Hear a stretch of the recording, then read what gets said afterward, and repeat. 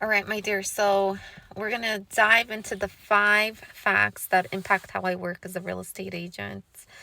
And I had just shared a video a few days ago on what those were. And for those that haven't seen it, number 1 is I immigrated to Canada when I was 7 years old.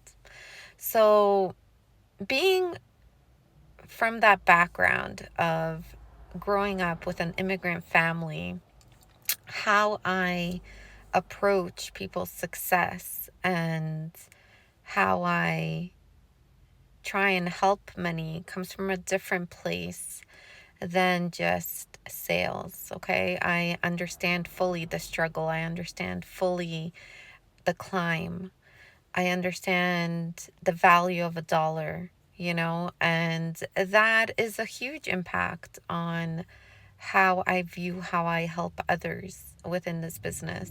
I understand the hardship, just how hard families have to work to get into a property and have something of their own. So it's a little bit different than just straight out sales when you have that experience and when you've seen your own family go through it. A lot of my clients are not from Canada originally. I work with anyone of all backgrounds and all religions, and it's amazing to me anytime I can be a part of that and helping them succeed and excel. Fact number 2, I skipped grade 2. I studied psychology and I studied fine arts. How does that help my real estate work? And how does that impact? And honestly, that's probably one of the biggest elements that really helps with negotiations and with understanding humanity. So, by studying psychology, you have more insight and a little bit more understanding of human reactions and people's psychologies towards sales, towards purchases. And that really can greatly help when it comes to negotiations. Same with creativity. My fine arts background has come into play so many times with regards to negotiations and, of course, marketing. That would be very straightforward. For negotiations, when you are studying art, you are looking deeper than what is presented to you. You are looking beyond what people are saying in negotiations. You're looking beyond just the surface level communications or anything that is shown to you. So that greatly helps. Surprisingly, within my negotiations, who would have thought that a fine arts degree would have any part in that? But the fine arts definitely led me to working in interior design. I used to work with a lot of investors that would come to me to stage their new properties that they purchased, so they were buying executive suites.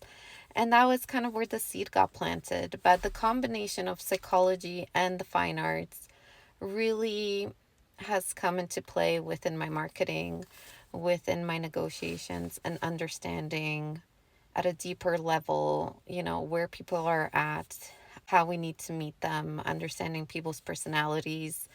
And that helps, getting clients the results that they need.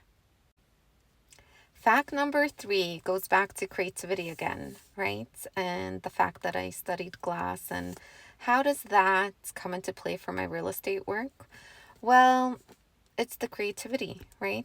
Obviously, the marketing, how you expose clients' properties, and the way you go about that, having that mind and that vision for doing things outside of the box, having the ability to think beyond just systemized concepts. I think that greatly helps and impacts how I do real estate. Number 4, I basically had a stranger offer me their credit card to make sure I was able to pay for my last exam to get my license. So that is, unbelievable, first of all, that somebody would do that. I was about 2 weeks away from, I think, getting my last paycheck or something like that.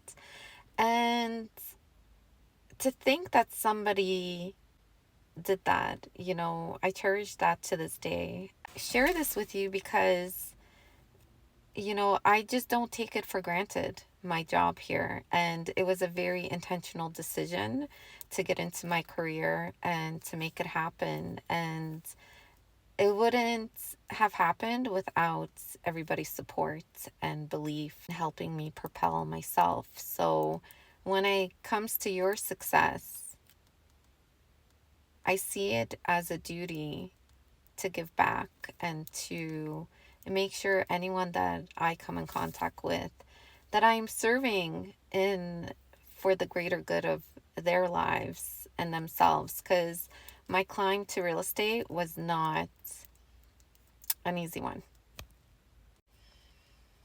And number 5, having 12 plus years of experience going through the Canadian family court justice system. So I share this because this year, one of my focuses is going to be trying to speak more to divorce and real estate and separations and common law and all the challenges that relate to that. So I want you to know that I come from the background of having that experience.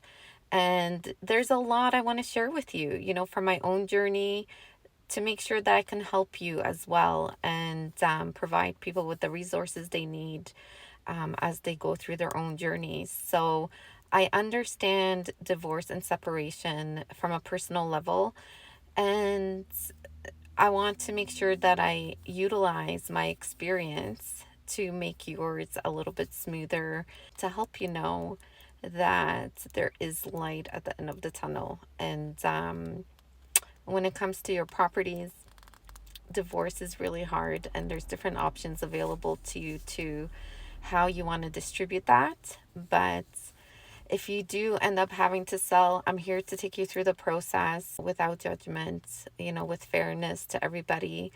And I know where you're at. I totally understand anybody that's going through that. And I'm here to make sure that your journey is as smooth and as pain free as possible during those times, and they do get better. These things are just temporary. But I want you to learn as well about what you can expect in those situations, the good, the bad, the ugly, and what you need to do to protect yourself.